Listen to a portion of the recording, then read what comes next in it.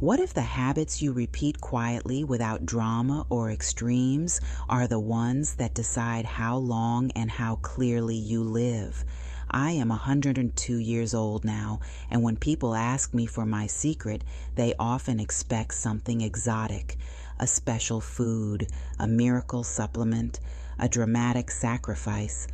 But the truth is much simpler and perhaps harder to accept. I learned early to be careful with sugar, long before it became fashionable to talk about blood glucose or diabetes. I did not grow up counting grams or reading labels. In my youth, we did not have the abundance that exists today. Sweets were rare, not forbidden, but respected. Over time, I noticed something important. When sugar became frequent, it changed how my body felt. My energy dipped. My hunger became restless. My mind felt less steady. So I adjusted, not by cutting sugar out completely, but by limiting it. I want to be very clear about what I am and am not claiming. Limiting sugar did not make me immortal. It did not guarantee that I would never face illness. It did not place me above genetics, aging, or chance. What it did was reduce strain on my body year after year in a way that added up quietly. Clear scientific boundaries. Limiting added sugar is not a medical treatment and does not prevent or cure diabetes. Diabetes develops through a complex interaction of genetics, age, body composition, activity level, stress, and metabolic factors. Reducing added sugar may lower metabolic strain, but it does not guarantee normal blood glucose, nor does it override genetic risk or aging. This story reflects personal experience and long-term observation, not a medical claim or prescription. When I say limit sugar, I am not talking about fruit shared at the table or the natural sweetness of real food. I am talking about added sugars, the kind that enter the body quickly, demand insulin repeatedly, and train the system to expect constant stimulation. Reducing my risk of diabetes, in my experience, was never about perfection. It was about restraint. It was about understanding that the body keeps score over decades, not days. Small choices, repeated patiently, matter more than dramatic changes made briefly. This is not a story of fear. It is a story of moderation, observation, and respect for the body's limits, lessons learned slowly and kept faithfully. When you live long enough, you stop thinking in years and start thinking in patterns. I have watched generations rush toward whatever tasted good in the moment and then struggle with the consequences later, confused as to how their bodies seem to change without warning. From where I stand now, at 102, nothing about it looks sudden. It looks gradual, it looks predictable, and it often begins with how casually sugar is treated.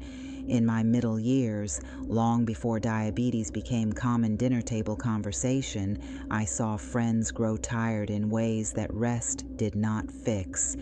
They felt hungry even after eating. Their weight crept upward without explanation.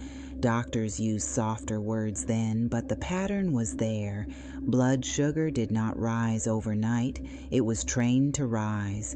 It was practiced into place day after day by frequent sweetness that asked the pancreas to work harder than it was designed to do for decades on end.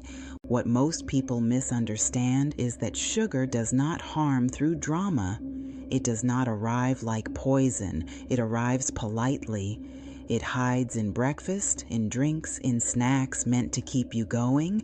The body responds as it always does by releasing insulin to move sugar out of the blood and into cells.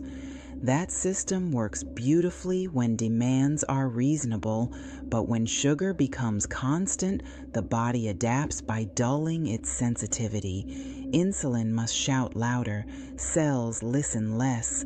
This is not failure. It is overuse. I did not know these mechanisms by name when I was younger, but I felt them. On the rare days I ate too much sweetness, my energy rose sharply and then collapsed. My appetite grew louder instead of quieter. Over time, I learned to trust those signals. I learned that feeling fine in the moment was not the same as supporting the body over decades. Limiting sugar for me was never about fear of disease alone. It was about preserving steadiness. I wanted my mornings to feel similar to my afternoons. I wanted hunger to mean something again. I wanted food to nourish rather than excite. Sugar, when frequent, interfered with all of that. I must pause here to draw a clear boundary because stories like mine are easily misunderstood. Limiting sugar did not give me control over fate. I have known disciplined people who still became ill and careless people who lived long lives. Biology is not a courtroom where one good behavior guarantees acquittal. Genetics, stress, sleep, movement, trauma, and luck all play their roles.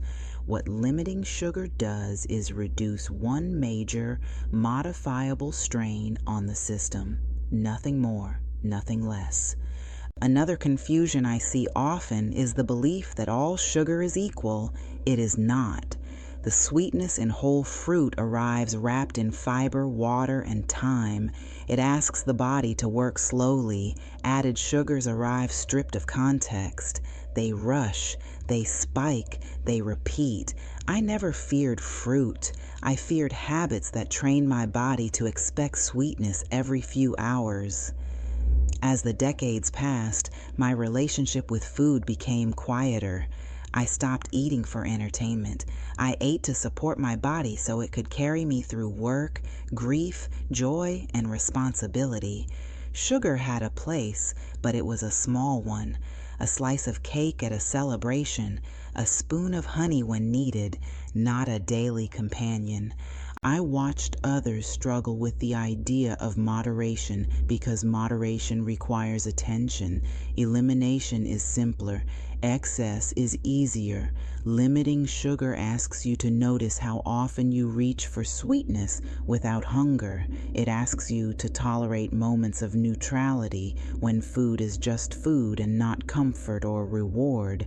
That skill, I believe, protects more than blood sugar.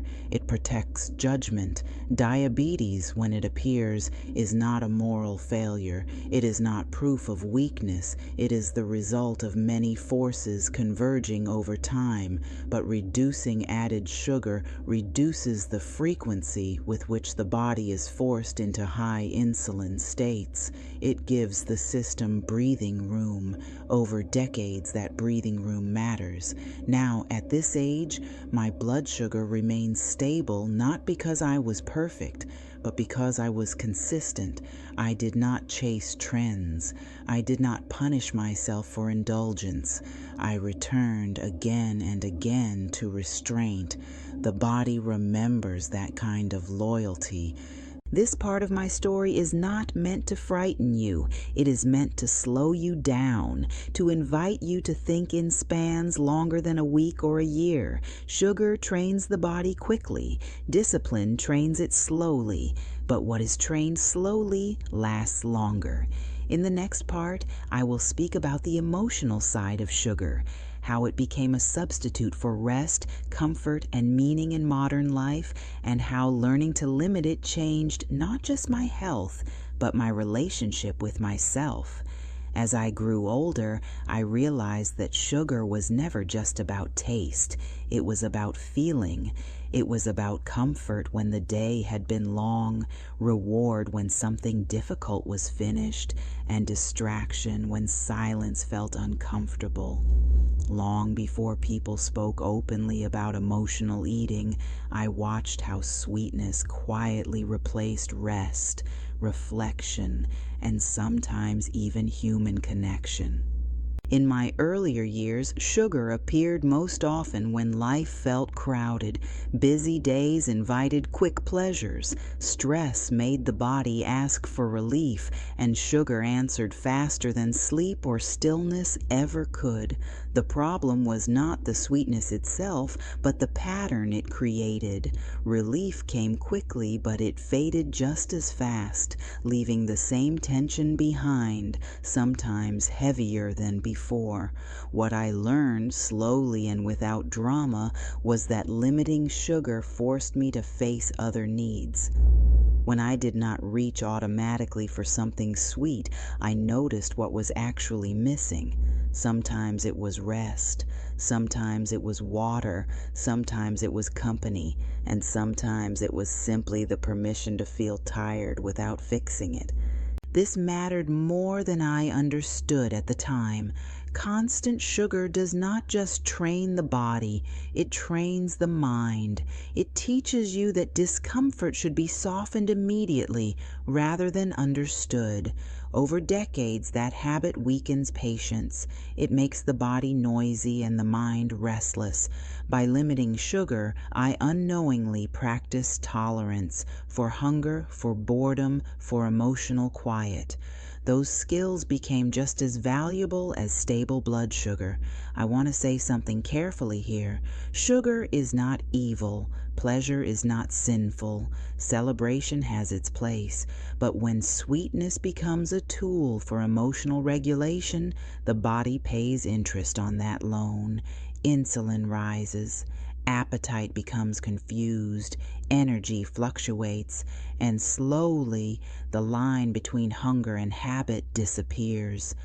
There were moments in my life when limiting sugar felt like swimming against the current. Social gatherings grew sweeter. Packaged foods became more common. People joked that restraint was unnecessary, that enjoyment should come first. I did not argue. I simply watched what followed. More fatigue, more diagnosis, more confusion about how bodies could betray their owners so suddenly. Nothing about it was sudden. By choosing moderation, I gained clarity. Hunger became honest again. A simple meal satisfied me. My energy no longer depended on constant stimulation. That steadiness protected my routines. I walked more. I slept better. I made clearer decisions.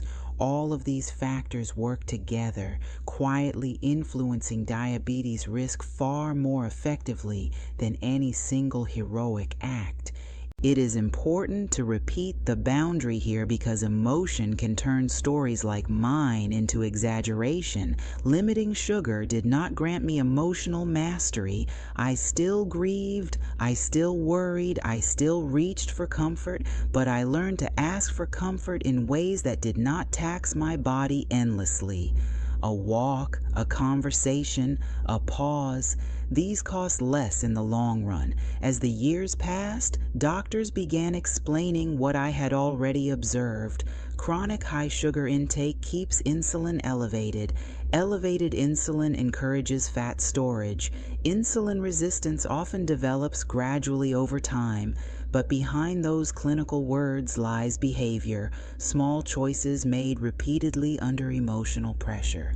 What I find most striking now is how often people look for complex solutions while ignoring simple restraint.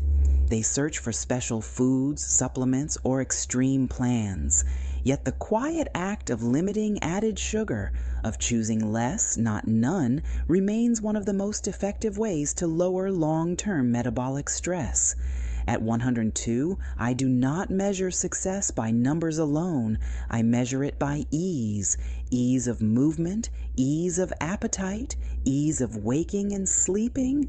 Limiting sugar contributed to that ease by keeping my internal signals clear. My body did not have to shout to be heard. If there is a secret here, it is not denial. It is discernment, knowing when sweetness serves life and when it serves avoidance. Over decades, that distinction shapes health more reliably than any rigid rule. In the final part, I will speak directly to you, not with commands, but with perspective about how to apply this lesson gently, realistically, and without fear, no matter your age. So here I am, 102 years old, not because I mastered my body, but because I learned to listen to it. Limiting sugar was never a heroic act in my life. It was a quiet decision made over and over again, often without anyone noticing, and that is precisely why it remains sustainable for me. If you take anything from my story, let it be this.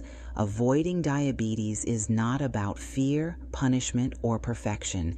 It is about respect. Respect for how slowly the body adapts, how patiently it keeps score, and how deeply it remembers the habits you repeat.